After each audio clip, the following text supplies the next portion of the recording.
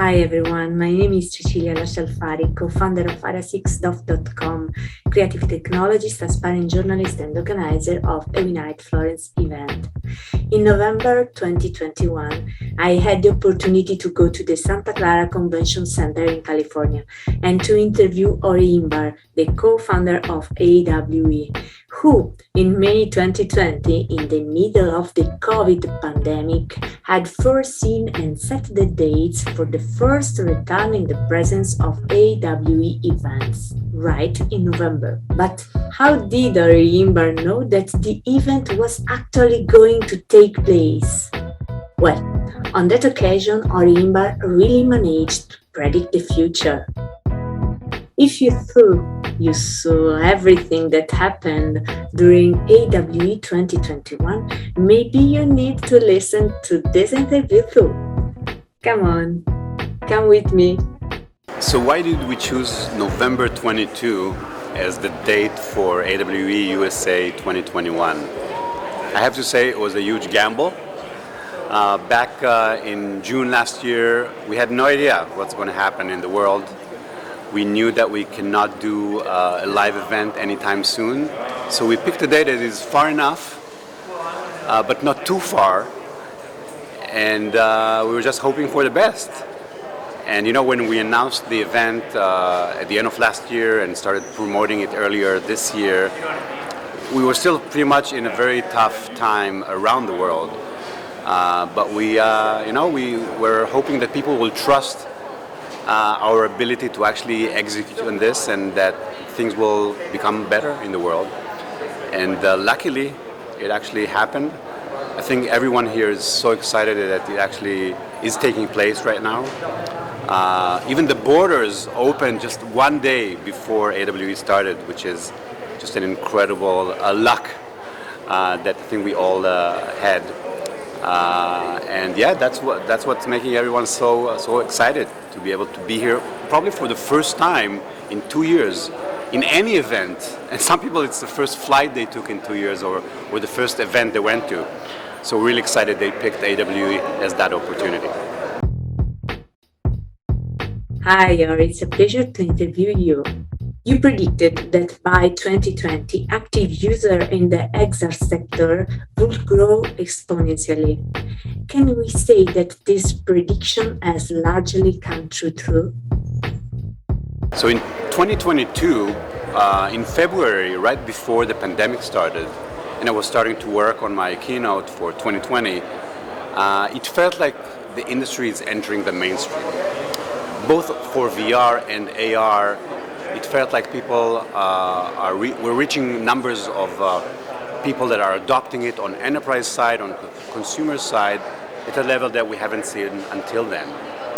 So it felt like we're entering the mainstream, and from there, it can only grow.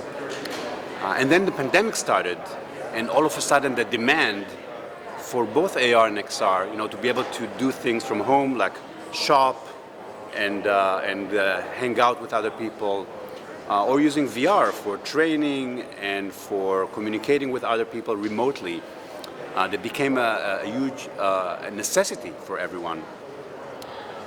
The demand grew, and many companies in the space saw an exponential growth at that time. So here we are in 2021.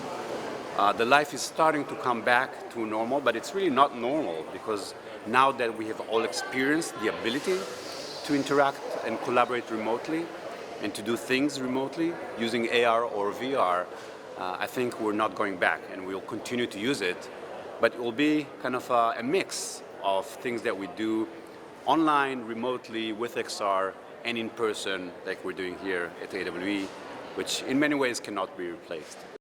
How long will it still take before the industrial sector uses the full potential of XR sector? XR has been adopted in the enterprise space, in the industrial space, for quite a while.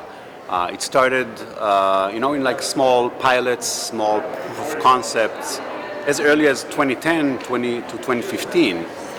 But I think at some point, they've started to show significant return on investment and improvement in productivity and safety and saving money by using these technologies. And I think we're at a point today where it's common knowledge among most of the large enterprises and many small and medium-sized businesses that XR has proven ROI, and that continues to drive the adoption of both AR and VR in the enterprise. A lot of it is currently happening in remote expert assistance using AR or training using VR, which is replacing the need to have people physically in the same space. So that growth is already happening today. But I think the potential is still ahead of us. The hardware is improving constantly. The level of awareness that enterprises have to the potential of AR and VR is improving constantly. And we're starting to see people that are dedicated to adopting XR, immersive technologies. What used to be the innovation group is now mostly focused on using XR technologies to improve those businesses and help them grow.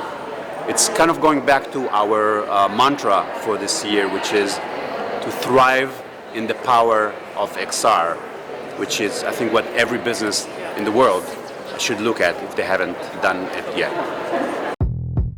Do you really think glasses are the breakthrough for AR technology? So the big question is, when will AR glasses become really a mainstream product that everyone uses, whether it's for work or for consumers? We've been kind of trying to track the evolution of these glasses for many years now, over 15 years. And although, I think everybody believes that once we get there, that will be the breakthrough technology that will really make everybody want to use AR all day long, again, either at work or in our normal life. I think there's a lot that we can do and are already doing today with mobile AR, whether it's on mobile devices, projection devices, and even the large and sometimes expensive AR devices that we have today.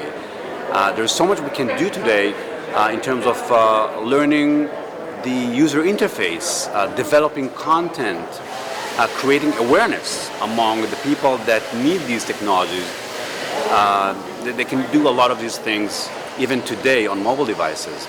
And that is creating the foundation that is necessary to bring the adoption of AR glasses once they really become ready for prime time. But I think even today, if you look at 2021, I think there was over $2 billion worth of smart glasses sold, mostly for enterprise use cases. But a lot of them, are already in production. They're delivering great return on investment, helping improve productivity at a lot of companies. So the market is already here today. But of course, we're waiting for the point where everyone will use augmented reality all the time to improve how they interact with the world. In the last 2 years, the AWE Nights has also changed functionality. From local events that only brought people together physically, they have morphed into digital events that can broaden their audience to an international audience. How much has the period we just lived with COVID influenced in this change in the importance of AWE Nights in the world? So ONITES has been really a passion project that started back in 2009. Before even AWE started, I started the first AR meetup in New York City, just as a way to connect with other people that are also passionate about this technology and want to bring it to the masses. And from there, it continued to grow with the large AWE events. We started to see a lot of cities that are interested in having, kind of monthly meetings, monthly meetups where they get together in a room and show each other, demos and startup pitches and help kind of the community grow together. And I feel like, it was kind of something pretty unique to the AR industry that is more collaborative than your average industry. And that continued to grow. Today we have over 25 cities around the world that are meeting regularly. And of course, since the pandemic, most of them went online, which had a lot of benefits to it, actually. The main benefit, of course, is that a meetup in Helsinki can be accessible to a lot of people around the world. They can have access to great speakers and great companies from other places. And people like me, in New York, can actually watch those meetups and participate in real time. But of course, it doesn't have the same level of energy, the same level of value that you see when we meet in the same room. So we're really waiting to see when we'll be able to go back to having those meetups in person. I anticipate it will happen in the next few months. Now that we've all met at AWE and we see that it's possible to meet in person, I think they'll start coming back. And it's not going to be this or the other. I think from now on it will be a mix. We'll go from online to offline and back so that we really get the best of both worlds. And again, have this kind of engagement with the community every day of the year.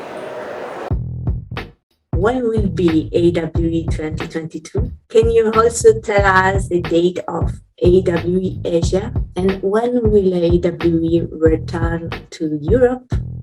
So, after 893 days of not meeting in person, the XR community met this week for the first time. And it's been so exhilarating for everybody involved. And now it's almost ending. We're about to have the wrap-up for the event. But it's not so sad because we can continue this fund. We can continue the energy that we had here on AWE Live. And we'll continue to have that, mini events and on-night meetups that will run online for the coming months. And the good news is that AWE USA is coming up real quick. It's happening in June of 2022. We'll be back here in Santa Clara, California. So a lot of people are starting to think about, what they want to talk about, what they want to exhibit, what they want to show off so soon, and that's great. And then after AWE USA, we'll meet in Asia in August 2022 in Shenzhen. Hopefully the borders in China will be open for international travelers, so we'll have a kind of mixed environment from people all over the world. And then in October, we'll be back at AWE Europe. We'll tell you about the city in the wrap-up session today, so I can't reveal it just yet. But that will be in October 2022. And these are kind of the big events that we have this year. So again, we'll go from those large events to meetups in the cities and to AWE Live so that we can spread the gospel of XR every day of the year until everyone uses XR to improve the world. What are your next project? Forecast for the future? So, our mission has been, since we started, to really drive the adoption of AR and VR, and to do it in a way that is really the right way, a way that helps create a future for everyone on this planet that is worth living.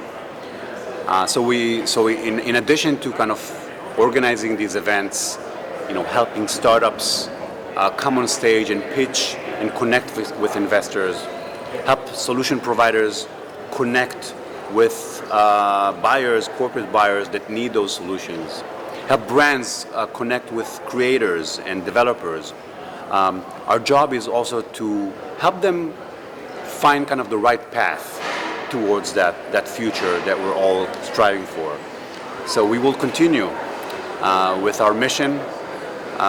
You could look at us as activists that not only want to drive the adoption of this technology, but also make sure that it's delivered and used in a way that helps humanity fight some of our biggest threats on the planet right now. So, we'll continue every day, whether it's in person, in AWE events, or online or in any other way we can to achieve this mission.